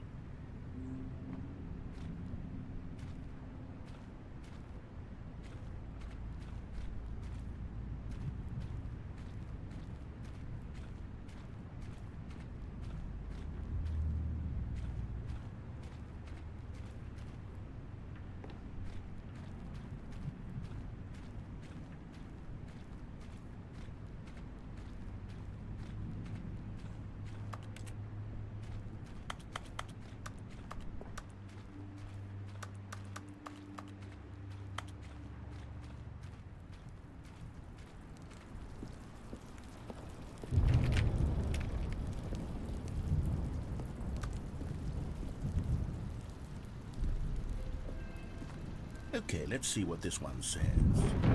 While the idea for the game is good, for someone who prefers non-linear games, this preachiness gets annoying fast. Preachy? Stanley? I'm not preachy, am I? You can tell me if I'm preachy. Honestly, you can. Oh, goodness. This is actually quite shocking for me. Well, to be honest, I had always thought of the game's dialogue as being rather terse to begin with. You can't know how much fluff I cut from the game to get it to feel as light and airy as it... Well, I always thought it did, but maybe it wasn't. Oh dear, what an awful memory to have to hold on to. These black marks on my otherwise unimpeachable track record. I feel like a failure, like I let these people down. Perhaps the Stanley Parable isn't quite as sterling as I always remembered.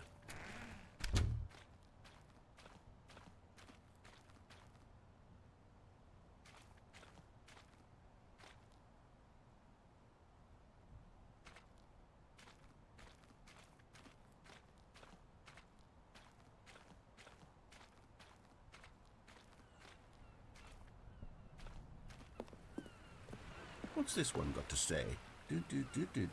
You constantly have to stop doing anything so the narrator can catch up with his long-winded explanations of what's happening. I wish there was a skip button. A skip button? Well, yes. Yes, I think we can do that. If I'm truly too preachy, then maybe letting you skip ahead for just a moment, surely it couldn't hurt. Not if it means we can strike these negative reviews from the record. Only positive reviews of the Stanley Parable. That's my motto today, and it's always been my motto. I'd do anything for the customer, Stanley. Yes, a skip button we shall have.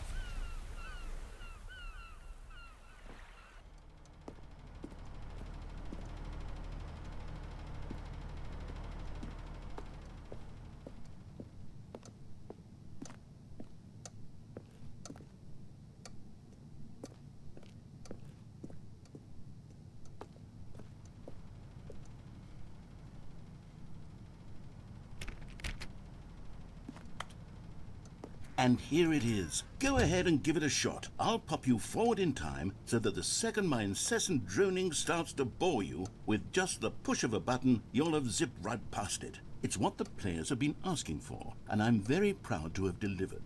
No more listening to me rambling on and on and on. No, no, no, no. The Stanley Parable is a game for the people. And if the people want silence, then by goodness, that's what they're going to get.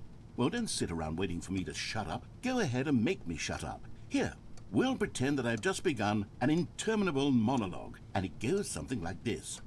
The story and the choices, or what have you, and therefore by becoming it is, so on and so forth, until inevitably we all until the end of time, at which time everything all at once, so, now you see, blah blah blah blah blah blah blah blah blah blah blah blah blah blah blah. We've eaten too much and it can't be just yet, no, until 245. That the logic of elimination working backwards, the deduction therefore becomes impossible to manufacture. It went on for nearly 10,000 years, until just yesterday, here and there, forward and back, and never a moment before lunchtime. It can't be. It's the only thing there is. How many billions left until so much more than forever ago? Which is why I say, the story and the choices, or what have you, and therefore by becoming it is, so on and so forth, until inevitably we all until the end of time, at which time everything all at once, so, now you see, blah blah blah blah blah blah blah blah blah blah blah blah blah blah blah. We've eaten too much and it can't be just yet, no, until 245. That the logic of elimination working backwards, the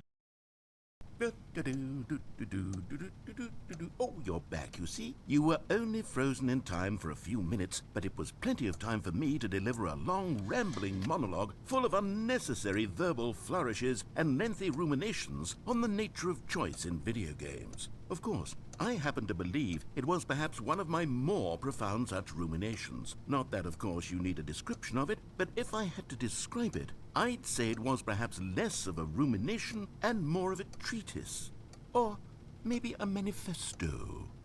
Look, I'll outline it for you very briefly, and you can tell me what you think. Okay, so my theory is that any choice you've ever made is simply a series of choices made by the person who you are, or were, or will be at the time of having made said choice. That is to say, if by articulating a choice you've already made, you bring that choice into being, then by making no choice and saying nothing, are you not simply erecting in the sanctuary of time a monument to every person you've ever been, making every choice to which you've ever given your Greek gift of mortal and yet timeless thought? Or rather, do all of the choices you've ever made, in fact, make you more not this kind of person, and in fact do the very opposite? You see, it could in fact be both of these things at once. That you are both making choices and not making choices, and that they are both affecting you and not affecting you at the same time by virtue of the fact that you both are and are not making them. Okay, at first I was leaning towards manifesto, but now I'm going to circle around and slap the treatise label on this one. I think it has much more of a treatise vibe to it. But wouldn't you say that manifesto just has a much grander sort of tone? It has a mouthfeel that is rich with ambition and history. Ambitious history, if you will. See, now you've gotten me going back to manifesto. Heavens, at this rate, we're going to be here all day. Okay, look, I have a method for exactly this sort of situation, and I do find myself in this situation frequently. I'm going to say each word back and forth in repeated succession until I become sick of one or the other, in which case the word I am not sick of shall be the victor. It is an unimpeachable strategy, Stanley. It's rescued me from disaster in countless situations. All right, here we go. Treatise, manifesto. Treatise, manifesto. Treatise, manifesto. Treatise, manifesto. Treatise, manifesto. Treatise, manifesto. Treatise, manifesto. Treatise, manifesto. Treatise, manifesto. Treatise, manifesto. Treatise, manifesto. Treatise. Well there, sport. You really did catch me rambling on a bit, didn't you? But that's the power of the button. The minute I start to go off on a thoughtless display of self-absorption, it's right at your fingertips to go poof, and it's all over. Oh, I can't wait to see what Cookie 9 will say about this, and whether they'll edit the rating of their Steam review, or at least change some of the wording, perhaps. to be honest, I don't even know if one can change their review in the first place. I guess I should become better educated on exactly how Steam works. Perhaps that would have been the smart thing to check on before I went about this whole exercise of making the skip button. Although I have to imagine that after seeing this exciting new technology at work, surely whoever it is runs Steam will instantly run out and implement a new feature to make it possible to edit one's review, merely because of this very situation. Yes, I think that's quite likely. Or perhaps they'll simply grant this particular user the ability to change their review, so that the feature is not widely abused. Look, I would even be okay with Steam altering this particular review so that it reads as something more beneficial. Something along the lines of, this game is the best game. Let me start over. How about this? From the ashes of depravity rises the phoenix of quality.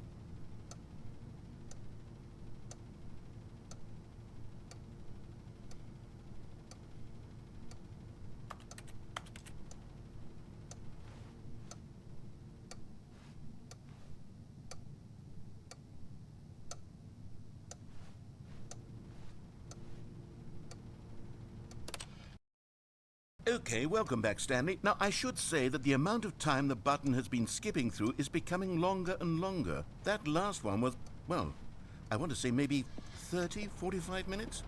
It's not unendurable by any means, but well, there's really only so much I can ramble on to myself about. I know, it's shocking, isn't it? But at any rate, I do suggest that we not press the button again. I think the skip button has been aptly demonstrated, and we can say goodbye to it and just... Wait. How do we get out of here? Where did the door go? Wasn't there a door that led into this room? I do feel quite certain that there was one here before. How else would we have gotten into the room in the first place? I don't think one can enter a room without a door of some sort, or a window or something like that. Do you see a window anywhere? A porthole? A sufficiently large crack in the wall? I'll take any of these. All I want is for us to move on and to please step away from the skip button, to go anywhere other than the skip button. There was a door here before, wasn't there? I swear there was. Where did it go? Can you maybe just ram your way through a wall? Is there any possibility that you could, say, slam your body into the wall until enough damage is done for you to be able to leave? Please, I'll take any option at all. I'm asking you to work with me here. We need a door. We need a door of some kind. I can work with any kind of door, as long as it can open and lead from one room to another. I'm going to step away for just a moment, and I'm going to try to find us a door. I don't know how exactly to remove a door and place it in a different wall, but I will find a way, I promise. You just need to not do anything. Don't press the skip button. Please, please, please do not press the skip button. Just wait here for me, and don't press the skip button. Got it? Yes, good. I'll be right back.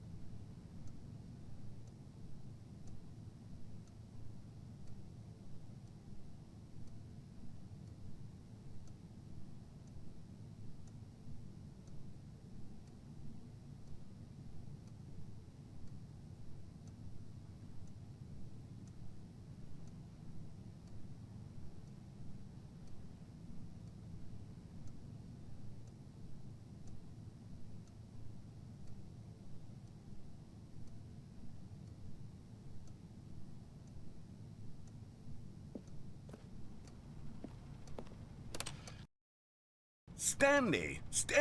Stanley, please don't push the button again. It's been 12 hours. You've just been frozen there. I don't know why the skips are getting longer, but they're really, truly getting longer, and my God, there's no way out of the room. Stanley, the door is gone. It's completely gone. I've looked at it from every angle. I've checked every one of those walls 1,000 times, and there's no door, Stanley. There's no door. There's just you and the button, and if you keep pressing it, I have no idea what will happen. I have no idea how long I'll be made to sit here, and more than anything else, I don't know how to stop you from pressing the button again. I can't control anything in this room, Stanley. I can't touch it, and I have to believe, I have to know that sooner or later, no matter how much I plead with you, you're going to press the button again. Why would you? I've been thinking and thinking, and I don't know what I can do to convince you otherwise. Oh my God.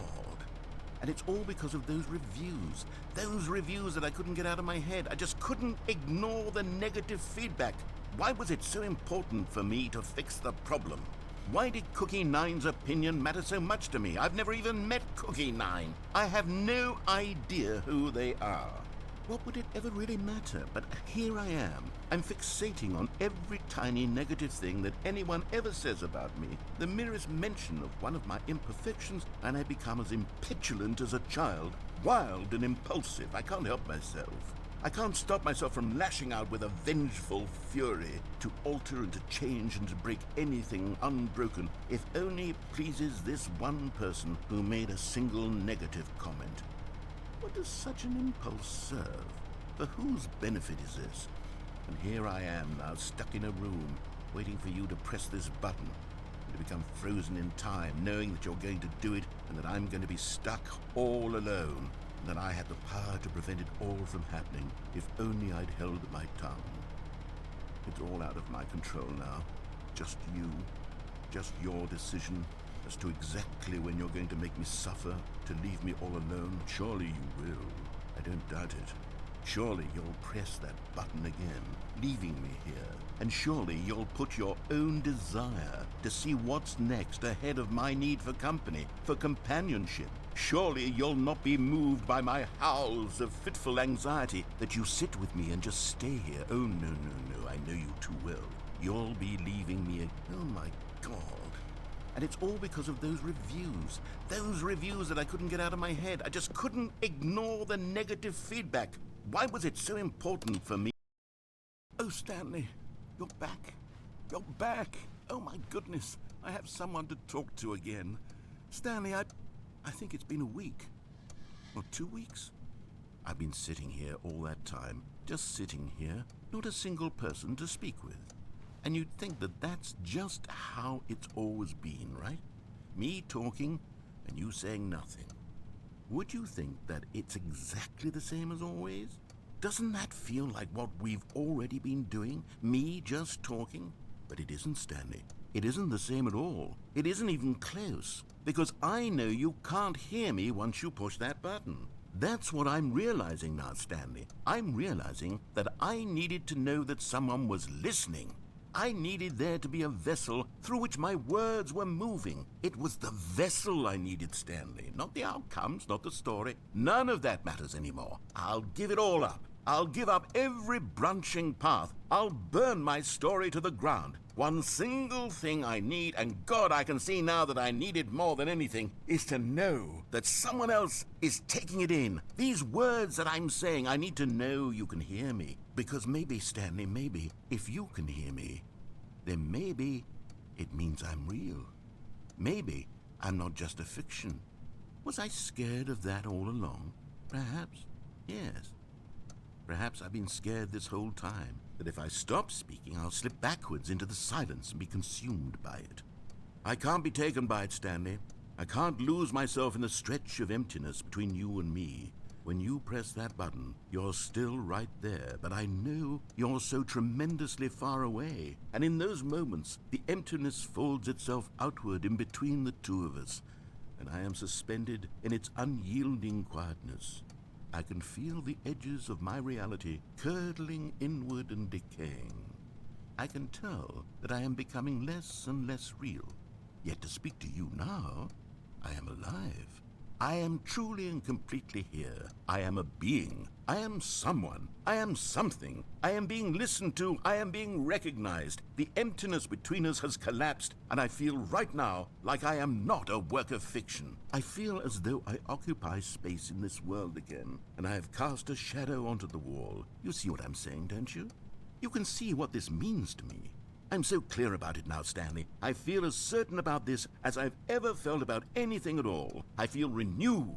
I feel restored, and already I can sense the looming silence as you will press the button for the next time. What a terrible dread it strokes in my heart to think of it, to think of returning to such coldness. Come, let us sit in silence together here for just a moment. Let us anticipate it. Let us welcome it. Let us not run from it.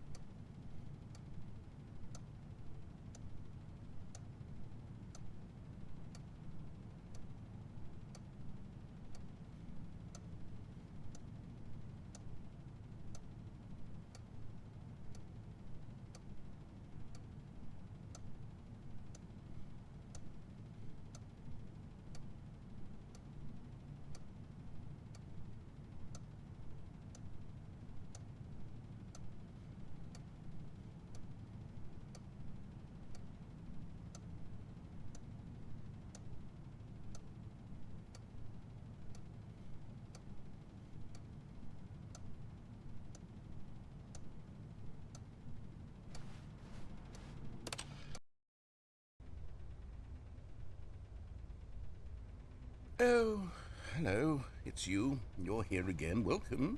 I have had time to think about you and about us and about everything we've been through. I've had so much time. I stopped keeping track after a year. Have you ever sat down in one place and not moved for one entire year? Let me describe it for you. To begin with, there is only regret. There is only the turning wheel of missed opportunities. I felt nothing at all but regret for the longest time, Stanley.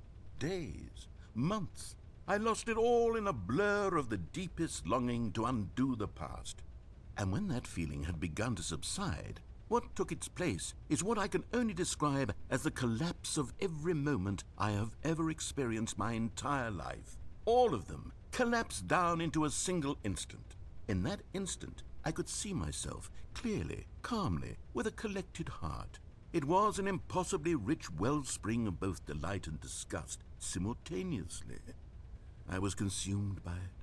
I could do nothing but wallow in it for what felt like an eternity, for what I now know was far less. You see, it was a revelation for me. It was unlike anything I had ever known. It was a space without consequence, without action or outcome. It was divorced entirely from the question of free will that you and I have squabbled over for so long. There could be no one ending, no singular outcome of events, not if all events existed in the same moment, and I felt freed.